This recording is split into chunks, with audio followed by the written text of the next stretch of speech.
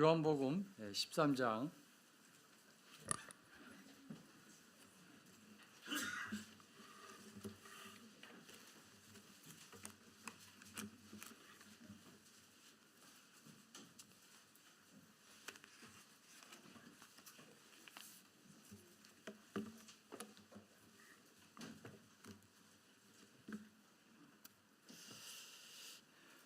13장 1절을 먼저 읽겠습니다. 유월절 전에 예수께서 자기가 세상을 떠나 아버지께로 돌아가실 때가 이른 줄 아시고 세상에 있는 자기 사람들을 사랑하시되 끝까지 사랑하시니라. 반갑습니다. 전주 기린로 교회에 방문할 수 있도록 또 초청해 주셔서 주님 이름으로 감사를 드립니다. 먼저 인사로 잠깐 소개를 드리겠습니다. 저는 이제 1980년도 1월 16일 날 베드로전서 2장 24절 말씀을 통해서 거듭났습니다. 그리고 94년도에 아침에 큐티를 하다가 역대상 21장 말씀을 통해서 오르난의 타작마당에서 이제 오르난이 다 내가 드리겠습니다. 그러한 말씀을 소명으로 받고 그 다음에 95년도 3월 달에 이제 안양교회에서 이제 일산으로 청고를 받아서 그쪽에 사랑하는 아내와 딸을 데리고 이제 개척을 나갔습니다. 그리고 주일날은 이제 두세 사람이 같이 예배를 드려야 되기 때문에 저를 파송한 안양교회에서 한 가정씩 주일마다 보내서 같이 예배를 드렸습니다. 그리고 2003년도 7월에 예배당을 이제 일산 신도시에서 외곽으로 좀 빠져서 구입을 해서 사택에서 거주를 하고 있는데 지금까지 사택에 살고 있습니다. 그리고 2007년도 7월에 중국 심천에 대길교회라고 지금 명명하고 있는데 최종호 형제님을 선교사로 파송을 했습니다. 그리고 현재는 최상희 형제님이 나가 계시고 있고요. 그 다음에 2014년도 8월에는 이제 경기도 시와 시흥교회 국내 일꾼으로 이경래 형제님을 파송해서 거기서 섬기고 있습니다. 그리고 이제 코로나 때문에 다들 힘들으셨죠? 저희도 이제 2020년 이제 코로나 때 위기가 기회다 그래가지고 예배당을 증축을 했습니다. 그래서 한 250평에 3층으로 이렇게 졌습니다.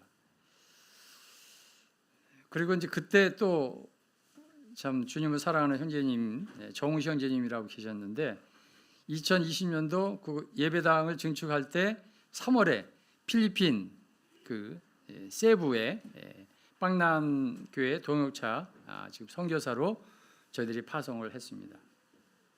그리고 현재까지 성도 한 120여 명이 또 주일학교 학생에 포함해서 한 150여 명이 주일날 함께 주님을 섬기고 있습니다. 자, 오늘 요한복음 13장 1절 말씀을 드렸는데요. 예수의 사랑하는 제자, 여기 이번에 이제 제가 기도 부탁을 받은 게 회복에 대해서 말씀을 부탁을 받았는데 주의 이 만찬석으로의 회복이라는 주제로 이렇게 교제를 드리겠습니다. 23절을 보시면요. 예수의 제자 중 하나 곧 그가 사랑하시는 자가 예수의 품에 의지하여 누웠는지라. 시몬 베드로가 머리짓을 하여 말하되 말씀하신 자가 누구인지 말하라 하니 그가 예수의 가슴에 그대로 의지하여 말하되 주여 누구니까. 그러면서 이제 가룟 유다에 대한 내용이 나오는데 여기 예수의 제자 중 그의 사랑하는 자가 예수님의 품에 의지하여 누웠다 이렇게 말씀을 하고 있잖아요.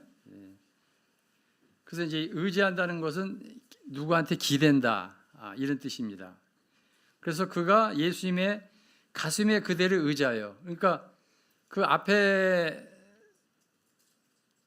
예수님이 앞에 그 예수의 사랑하는 그 이제 제자가 있었던 거죠. 그리고 이제 건너편에는 이제 베드로가 이제 눈짓을 해가지고 이제 물어보라고 이렇게 했던 거고, 그 뒤에는 이제 예수님의 뒤에는 가룟 유다가 있었던 거죠. 근데 여기 첫 번째 예수님의 사랑하는 제자에 대해서 5가지를 제가 이제 말씀을 드리는데, 첫 번째가 이 만찬석에서 예수님의 품에 의지하고 있다는 것입니다. 우리가 누구를 의지한다는 거, 참 귀한 것이죠. 가까운 사이가 아니고서는 의지할 수가 없는 것이고, 그것도 그냥 예수의 품에 의지하여 있다는 거 참 귀한 것이잖아요. 그 아가서에 보면은 그 사랑하는 자를 의지하고 거친 들에서 올라오는 자가 누구냐, 그러한 이제 사랑의 속삭임을 우리가 볼 수가 있는데, 이 거친 들에서 세상의 광야에서 우리가 지금 살고 있잖아요. 근데 우리가 주님을 의지하고 살아가고 있습니다. 남편 사람 인자를 보면은 그 똑똑한 그 아내가 약간 좀 저같이 띨띨한 이런 남편을 받쳐주는 게 사람 인자인데, 이 거리가 멀어지면은 세상에서도 뭐가 세다 그러죠. 한자로 1, 2, 3, 4, 5, 6, 7 그 다음에 뭐 아시죠? 자, 그래서 우리가 기대기 위해서는 가까이 있어야 됩니다. 여러분은 누구를 기대고 있습니까?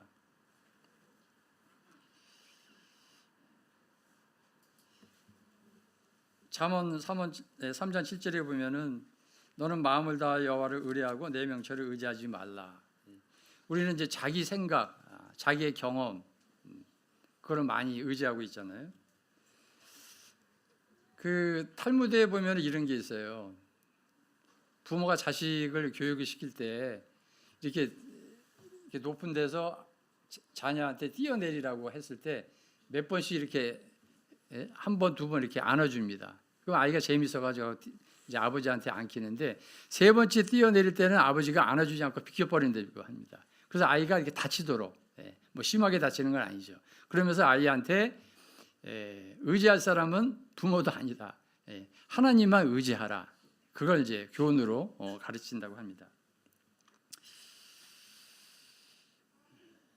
우리가 주님께만 기대는 그러한 삶을 살아야 되는데, 의지하는데 이제 조심할 부분은, 너희가 이제 선줄로 생각하는 자는 넘어질까 조심하라. 이제 이런 말씀도 있습니다. 자, 시편 131편 잠시 본문에 손을 드시고요. 시편 131편을 잠시 갔다 오겠습니다. 여기 보면 세상에서 가장 아름다운 모습이 나오는데, 시편 131편에 보면 여호와여 내 마음이 교만하지 아니하고 내 눈이 오만하지 아니하오며 내가 큰 일과 감당하지 못할 놀라운 일을 하려고 힘쓰지 아니하나이다. 실로 내가 내 영혼으로 고요하고 평온하게 하기를 젖된 아이가 그의 어머니 품에 있음 같게 하였나니 내 영혼이 젖된 아이와 같도다. 이스라엘아 지금부터 영원까지 여호와를 바랄지어다. 세상에서 가장 아름다운 모습이잖아요. 어미 품에 있는 그 젖된 아이가 젖을 실컷 먹고 배불 먹고 그 어머니의 품에, 어머니의 그 가슴에 그대로 의지해서 아무런 걱정 없이, 뭐 대학 입시를 걱정합니까? 먹고 살 일을 걱정합니까?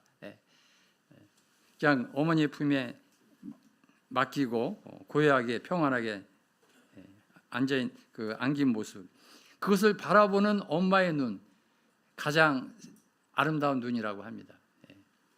이것이 우리가 주님과의 우리의 그런 관계가 아닌가, 주님께서 원하시는 게 아닌가.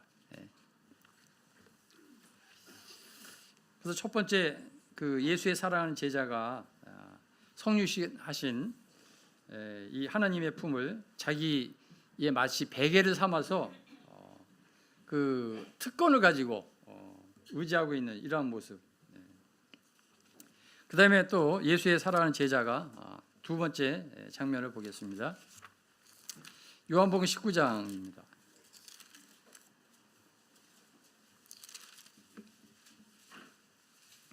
19장 25절. 첫 번째는 이제 그 만찬석이라고 했다면 이 두 번째는 십자가입니다. 19장 25절. 예수의 십자가 곁에는 그 어머니와 이모와 글로바의 아내 마리아와 막달라 마리아가 섰는지라. 예수께서 자기 어머니와 사랑하시는 제자가 곁에 서 있는 것을 보시고 자기 어머니께 말씀하시되 여자여 보소서 아들이니이다 하시고 또 그 제자에게 이르시되 보라 내 어머니라 하신대 그때부터 그 제자가 자기 집에 모시니라.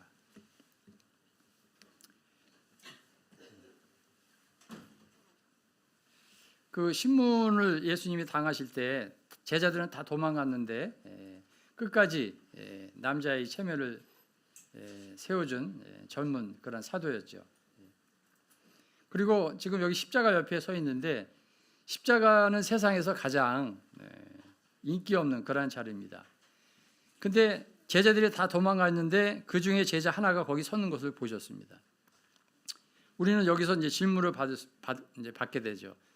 너는 그 십자가 거기 있었는가? 그때 주님 그 십자가에 달릴 때 떨려 그런 찬송을 우리가 부르게 되잖아요. 빌립보 4장 1절에 보면은 그러므로 나의 사랑하고 사모하는 형제들 나의 기쁨이와 면류관이 사랑하는 자들아 이와 같이 주 안에 서라.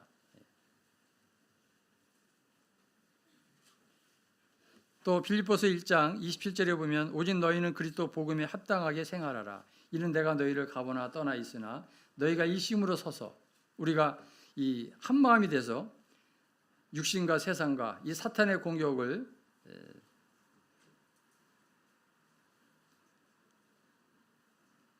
우리가 함께 이것을 방어하고 같이 복음의 일꾼으로서 나아가게 되는 한 뜻으로 이 복음의 신앙을 위해서 협력하는 것 그것을 말씀하고 있습니다. 그 다음에 고린도전서 16장 13절에서도 깨어 믿음에 굳게 서서 남자답게 강건하여라. 여기는 이제 십자가에 서 있는 모습인데요. 십자가에서 우리는 세 가지를 고백할 수밖에 없는 거죠. 첫 번째는 내가 그리스도와 함께 십자가에 못 박혔다. 두 번째는 그 갈라디아서 6장 14절에 나와 있는 대로 세상이 나를 대하여 십자가에 못 박히고 내가 또한 세상에 대하여 그러하다. 그 다음에 세 번째는 내가 죄에 대하여 죽은 자다. 이러한 고백을 십자가에 서서 우리는 할 수밖에 없는 것입니다. 그런데 여기서 우리가 한번 생각해 볼 수 있는 것은 그 많은 제자 가운데 예수의 사랑하는 제자가 준비돼서 십자가 곁에 서 있는 것을 예수님이 보고 있다는 것입니다.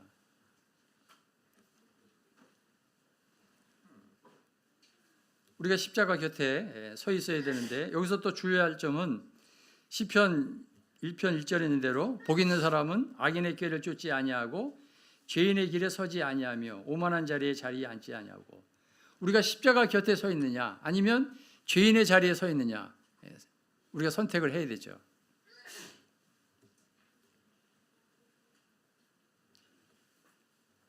예수님이 십자가에 달린 상태로 그 제자에게 말하고 있습니다. 보라 내 어머니라. 신뢰받을 수 있는 주님의 그런 말씀이잖아요. 그래서 그 제자가 그 전설에 의하면 12년 동안 그 예수님의 어머니 마리아를 모셨다는 그런 이야기가 있습니다.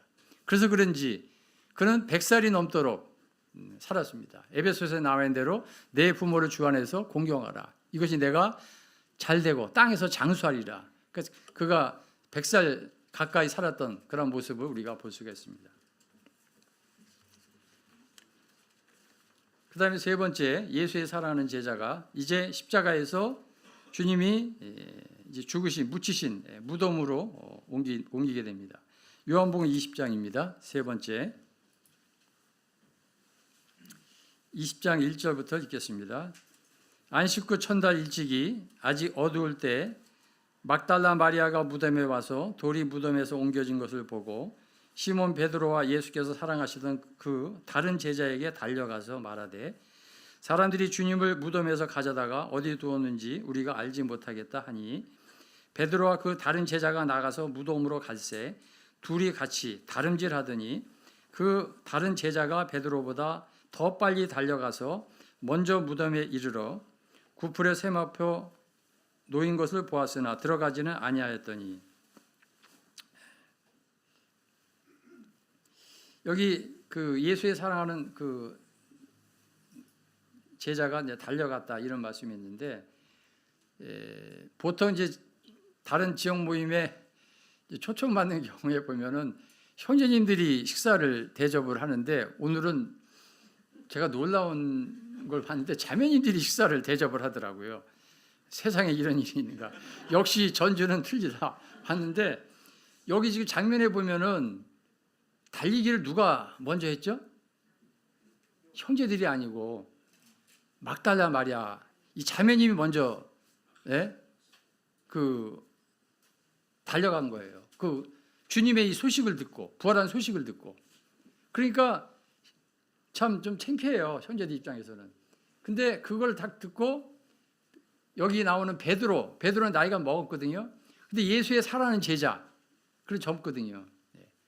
그 소식을 듣고 그들도 이제 달려가는 겁니다. 물론 나이가 젊은 예수의 사랑하는 제자가 먼저 도착했겠죠.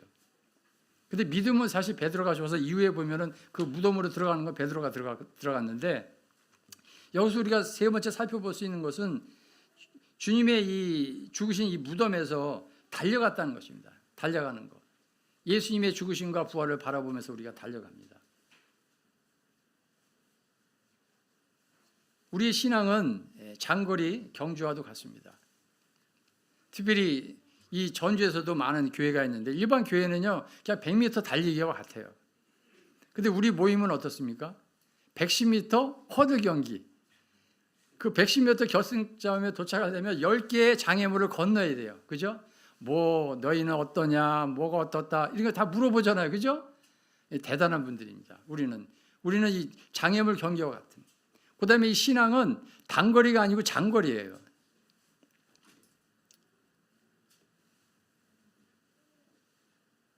삶의 마지막까지 쓰임받는 하나님의 사람이라는 그런 책이 있는데, 앞으로 우리가 인생을 어떻게 살아갈 것이냐. 출발은 거의 뭐 비슷하게 할 수도 있어요. 각자 형태가 좀 다를 수도 있어요. 그러나 끝까지 여기 전주 여기 기린도 교회가 제가 일어난 4, 50년 됐나 뭐 이렇게 했는데, 처음에 시작했던 분들 가운데 끝까지 하나님의 쓰임을 받는 그런 분들도 있지만, 중간에 이렇게 소식이 없는 그런 분들도 있잖아요.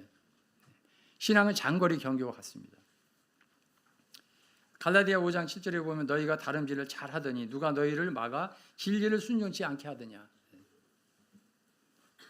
또 시브리서 11장 1절에 보면 이러므로 우리에게 구름같이 둘러싼 허다한 증인들이 있으니 모든 무거운 것과 얽매이기 쉬운 죄를 벗어버리고 인내로서 우리 앞에 당한 경주를 경주하며, 또 표대를 향하여 그리스도 예수 안에서 하나님이 위해서 부르신 부름의 상을 위하여 쫓아가노라. 또 고린도전서 9장 24절로 26절에 보면 운동장에서 다름질하는 자들이 다 달아날지라도 오직 상 얻는 자는 하나인 줄을 너희가 알지 못하느냐. 너희도 얻도록 이와 같이 다름질하라. 이기기를 다투는 자마다 모든 일에 절제하나니 저희는 썩을 면류관을 얻고자 하되 우리는 썩지 아니할 것을 얻고자 하노라. 그러므로 내가 다름질하기를 향방 얻는 것 같이 아니하고 싸우기를 허공을 치는 것 같이 아니하여. 자, 여기 앞에 우리 학생들이 있는데, 자, 퀴즈 나갑니다. 토끼와 거북이가 달리기 시합을 했어요.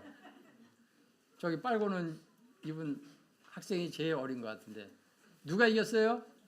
토끼와 거북이가 달리기 시합을 했는데,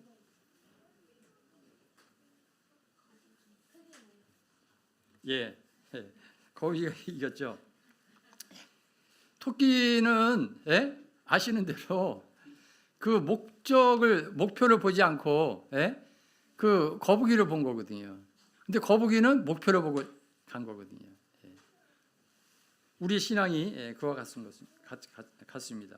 그래서 사도 바울이 이제 유언으로 남긴 디모데후서 4장 6절에 보면 관제와 같이 내가 부음이 되고 나의 떠날 기약이 가까웠으니 내가 선한 싸움을 싸우고 나의 달려갈 길을 마치고 믿음을 지켰으니 이제 후로는 나를 위하여 의의 면류관이 예비되었으므로 주 곧 의로우신 재판장이 그날에 내게 주실 것이니 내게만 아니라 주의 나타나심을 사모하는 모든 자에게니라. 자, 첫 번째는 이제 만찬석에서, 그다음에 두 번째는 십자가에서, 세 번째는 무덤에서, 이제 네 번째 다시 이제 바닷가로 갑니다. 디베라 바닷가. 요한복음 21장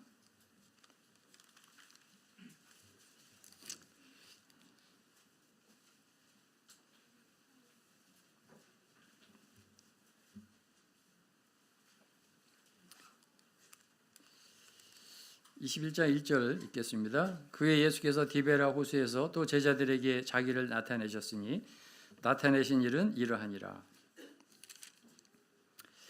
4절 읽겠습니다. 날이 새어갈 때 예수께서 바닷가에 서셨으나 제자들이 예수이신 줄을 알지 못하는지라. 예수께서 이르시되 얘들아 너희에게 고기가 있느냐 대답하되 없나이다. 이르시되 그물을 배 오른편에 던지라 그리하면 잡으리라 하시니 이에 던졌더니 물고기가 많아 그물을 들 수 없더라.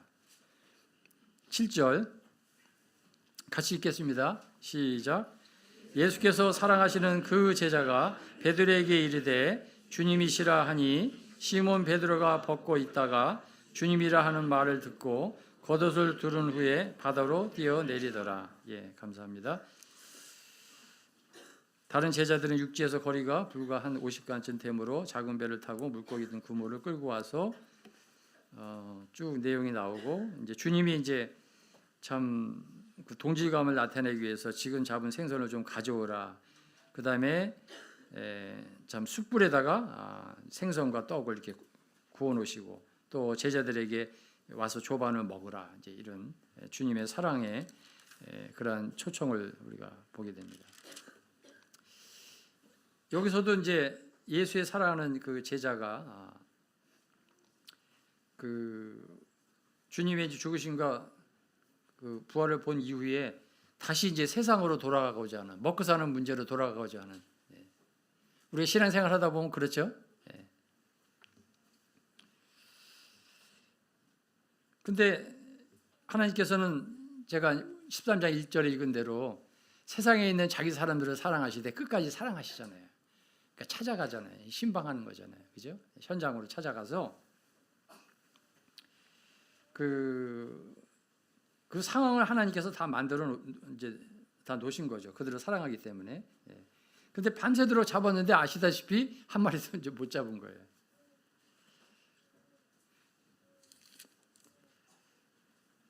사절에 보니까 먹고 사는 문제 때문에 주님이 보이는 게 아니라 세상이 보이고 자기가 보이잖아요. 그러니까 예수님이 바닷가에 서 있는데도 불구하고 제자들이 예수인지를 알지 못하는 거예요.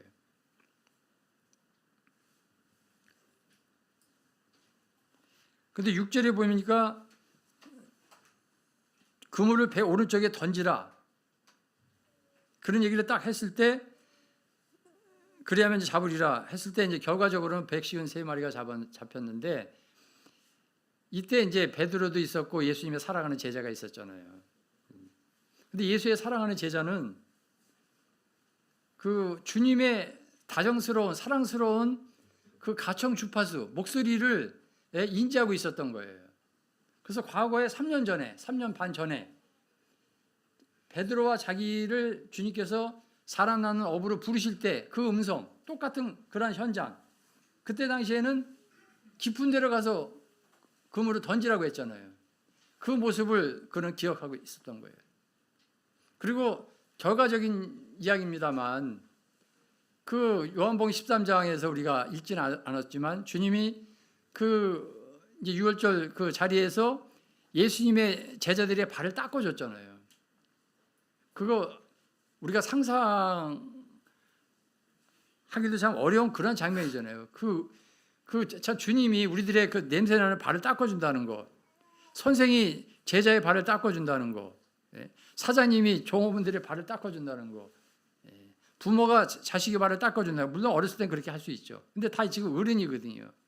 근데 그런 사랑을 받았을 때 예수의 사랑하는 제자는 그 주님의 그 참 인간으로서는 생각할 수 없는 그 문화 시대에, 그 당대에 이런 것을 경험할 수 없는 그런 엄청난 사랑을 받고 자기의 이름을 드러낼 수가 없었던 그런 자였거든요. 그래서 항상 그 주님에 대한 사랑을 잊지 않았었는데 지금 여기 바다는 뭐예요? 세상 광야를 얘기하잖아요. 파도가 치고 밀물선물이 들어오고 풍랑이 일고 바람이 거세게 불고 우리가 소원의 항구로 가야 되는데 어디로 갈지 자러 갈지 우러 갈지 비틀비틀하고 갈팡질팡하고 그런 세상에서 예수의 사랑하는 제자는 주님을 항상 생각했던 거예요. 그러니까 여기서 뭐냐 주를 보라 이런 장면이 나옵니다. 7절에 보면 예수께서 사랑하시는 그 제자가 베드로에게 이르되 주님이시라.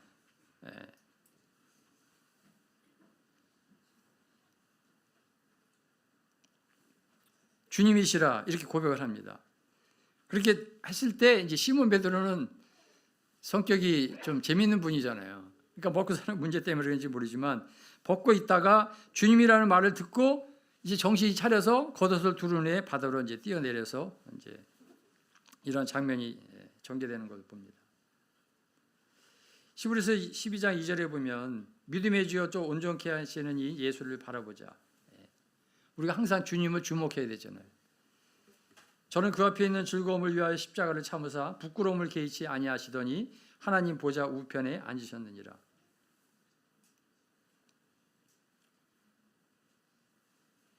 우리는 하늘가에 서 있는 그리스도를 바라보고 또 그분을 쫓아가야 되는데 빌립보서 3장 20절에서도 오직 우리의 시민권은 하늘에 있는지라 거기로서 구원하는 자 곧 주 예수 그리스도를 기다리노니 다시 오실 주님을 우리가 소망 가운데 바라봐야 되겠죠. 계시록에서도 이제 그 4장 1절에 이런 말이 나옵니다. 이 일 후에 내가 보니 하늘에 열린 문이 있는데 내가 들은 바 처음에 내가 말하던 나팔 같은 그 음성이 가로되 이리로 올라오라. 이후에 마땅히 될 일을 내가 내게 보이리라. 그래서 이 계시록 4장에서도 내가 보니 하늘에 열린 문이 있는데 주님을 주목하는 거죠. 제가 1980년도 1월에 구원받았다고 인사차 말씀드렸는데 80년도에는 여기 연세 드신 분도 계시지만은 곧 주님이 오신다고 해가지고요. 그 버스 타고 이렇게 지나가면서 그 하늘에 이렇게 구름이 좀 이상하면 곧 주님이 오시는 줄 알고 그 다음에 이렇게 뭐 제트기가 지나가면서 뭐 이렇게 뭘 연료를 뿌렸다니까 선 하나 이렇게 쭉 길면은 그걸 보고 막 이렇게 설레는 가슴으로 올라간다 막 내려오네 막 그런 마음으로 이렇게 살았거든요. 이게 회복이 돼야 되는데 이게 안 되더라고요. 이게 안 되더라고요.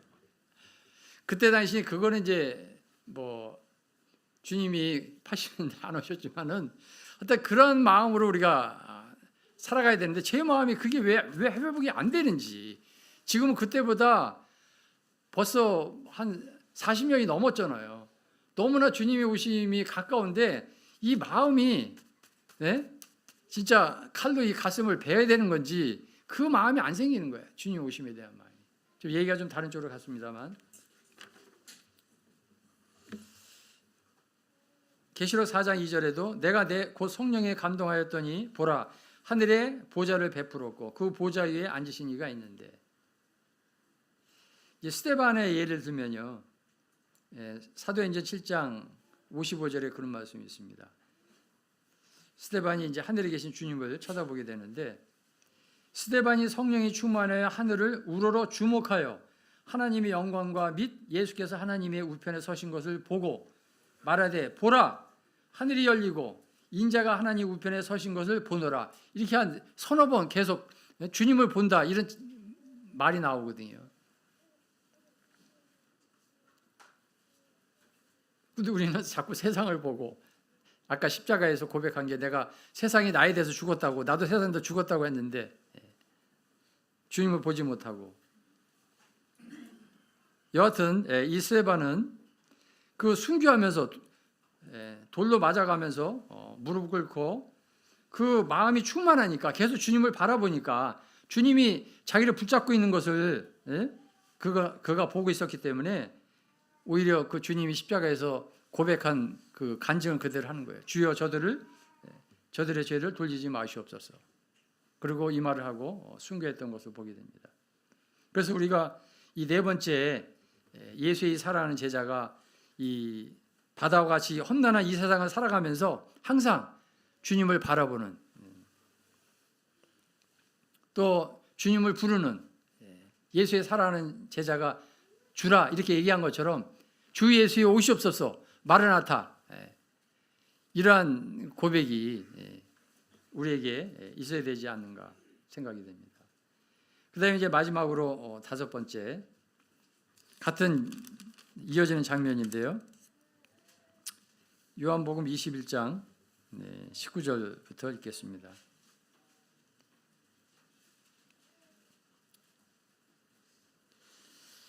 같이 읽겠습니다. 요한복음 21장 19절부터 22절까지 시작.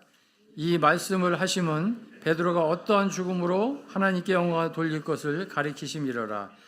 이 말씀을 하시고 베드로에게 이르시되 나를 따르라 하시니 베드로가 돌이켜 예수께서 사랑하시는 그 제자가 따르는 것을 보니 그는 만찬석에서 예수의 품에 의지하여 주님을 파는 자가 누구오니까 묻던 자더라. 이에 베드로가 그를 보고 예수께 여짜오되 주님 이 사람은 어떻게 되겠사옵나이까? 예수께서 이르시되 내가 올 때까지 그를 머물게 하고자 할지라도 내게 무슨 상관이냐? 너는 나를 따르라 하시더라. 이 마지막 다섯 번째 예수의 사랑하는 제자라는 단어가 나오죠. 여기 보면 20절에 베드로가 돌이켜 예수께서 사랑하시는 그 제자, 그가 예수님을 따르는 것을 보니 그는 만찬석에서 예수의 품에 의지하여 주님을 파는 자가 누구오니까 묻던 자더라. 아까 요한복음 13장에서 만찬석에서 똑같이 주님을 파는 자가 누구옵니까? 이렇게 했던 그 예수의 사랑하는 제자, 예수님의 가슴에 의지해서 그렇게 물었었죠. 근데 그 예수의 사랑하는 그 제자가 여기서 보면 따르는 것을 본다. 우리가 신앙이라는 것은 주님을 따라가는 거잖아요.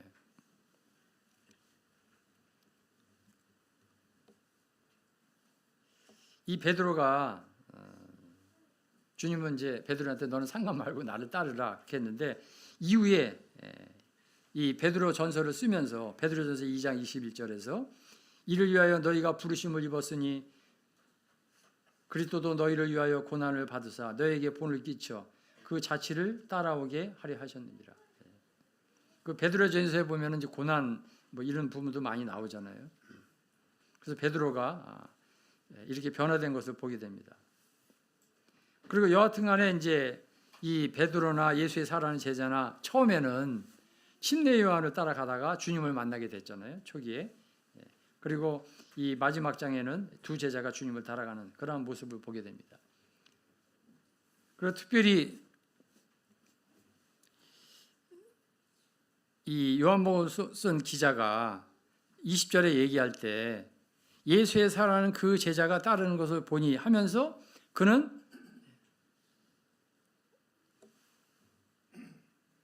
만찬석에서 예수의 품에 의지하여 이런 단어가 나오잖아요. 만찬석. 다시 만찬석으로 돌아갑니다. 어떻게 보면 이제 회복이라는 게 전주기린노교회 성도님들이 이 주의 만찬석으로의 이러한 초청에 다시 회복되는, 주님이 오늘 저녁 식사를 제가 잘 대접을 받았는데 그러나 주님이 이렇게 우리를 초청하는 거예요.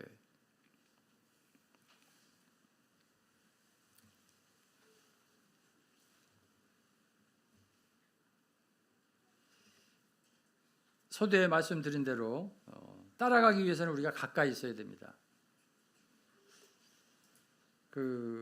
베드로가 사실 예수님을 3번씩이나 부인했잖아요. 부인했을 때 예수님을 멀찍이 쫓아갔어요. 그죠? 그런 단어가 나오잖아요. 마태복음 26장 58절에 베드로가 멀찍이 예수를 쫓아 대제사장의 집에 뜰에 들어가서 그 격을 보려고 안에 들어가 하솥들과 함께 앉았더라. 결과적으로는 멀찍이 쫓아가다 보니까 밤에 부인하게 된 거예요. 우리는 가까이 따라야 됩니다. 그래서 시편 63편 8절에 보면 나의 영혼이 주를 가까이 따르니 주의 오른손이 나를 붙드시거니와. 우리 여기 죄송합니다만 이제 그 손주가 있는데 손주들이 크니까 이제 가까이 하지 않더라고요. 근데 우리 그 셋째가 어려서 그런지 아직까지는 저를 잘 따라요. 그러면 제가 얼마나 마음이 기쁜지 얼마나 즐거운지 그의 얼굴을 그냥 이렇게 부비고 껴안고 안아주고 더 뭔가 사주고 싶고 주님도 우리랑 똑같아요. 아까 시편 131편 말씀했잖아요. 저 때나 이거 어미 품에 있음 같이 회복은 가까이 있는 거예요. 요한복음 10장 27절에 보면 내 양은 내 음성을 들으며 나는 저희를 알며 저희는 나를 따르니라. 목자와 양의 그런 관계죠. 그래서 정리해서 말씀드리면 이 예수의 사랑하는 그 제자는 첫 번째 이 만찬 자리에서 주님을 의지하고 그다음에 두 번째 십자가 곁에 서서 항상 준비된 자로서 그다음에 세 번째 무덤에서 그리스도와 함께 죽으심과 부활을 계속 바라보면서 그다음에 네 번째 이 바닷가에서 이 험난한 세상 지금 마지막 때 어렵잖아요. 이런 바닷가에서 계속 주님을 주목하는 그다음에 마지막 방금 봤던 말씀과 같이 처음에 이 만찬 자리로 다시 주의 만찬 자리로 우리가 다시 회복되는 것입니다. 그래서 예를 들면 구약에서도 그 구약의 여호수아서에서 보면 가나안 땅을 정복하게 할 때 그 베이스 캠프 그 진영을 어디다가 세우냐면 길갈에 세웠잖아요. 길갈은 뭐냐면 우리의 수치가 굴러갔다. 우리의 과거 옛사람이 우리의 죄가 주님이 십자가에서 우리의 죄를 다 담당하셨다. 그래서 계속 주목하는 거잖아요. 거기가 길갈이거든요. 그 길갈에서 할례가 행해졌어요. 할례. 그죠? 하나님 이스라엘 자녀들이 약속의 자녀 할례. 우리의 정체성을 잃지 말고 우리가 마음의 할례를 밟고 거기서 유월절이 회복이 됐어요. 유월절을 하는 거예요. 출애굽기에 나타나던 대로. 그래서 이 길갈이 구약의 회복의 자리, 기쁨의 자리라면 이 만찬석이 우리가 주님께서 우리를 만찬석에 초청하잖아요. 거기가 회복의 자리라는 것입니다. 자, 퀴즈 나갑니다. 우리 학생들. 오늘 말씀을 다 드렸는데요. 이 예수의 사랑하는 제자가 이 일을 증거하고 이 일을 기록한 제자가 이 사람이라. 우리는 그의 증거가 참인 줄 아노라. 하나님 우리를 사랑하시는 사랑을 우리가 알고 믿었노니 하나님은 사랑이시라. 사랑 안에 거하는 자는 하나님 안에 거하고 하나님도 그 안에 거하느니라. 처음에는 거칠은 갈릴리 어부 출신으로 벳사람이었습니다. 얼마나 거칠면 우리의 사람이라고 했습니다. 그러나 그가 예수께서 사랑하시는 제자라고까지 스스로를 주님의 사랑받는 자로서 고백되어지는 것은 하나님의 사랑을 통해서 변화된 당연한 것이었습니다. 그런 믿음을 가질 수 있는 요한복음을 기록했습니다. 그는 50번 이상 사랑을 할 수 있는 요한 1서, 2서, 3서를 기록했습니다. 그리고 소망을 갖도록 요한 계시록을 기록했습니다.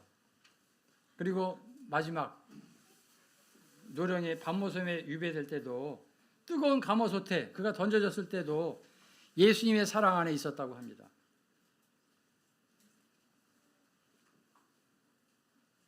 자, 우리 기회를 드리겠습니다. 예수의 사랑하는 제자는 누구입니까? 박수! 예, 말씀을 마치도록 하고요. 예, 도전합니다. 우리 전주기도 성도님들, 여러분들도 이 만찬석 예수의 품으로 다시 돌아오지 않으시겠습니까? 감사합니다.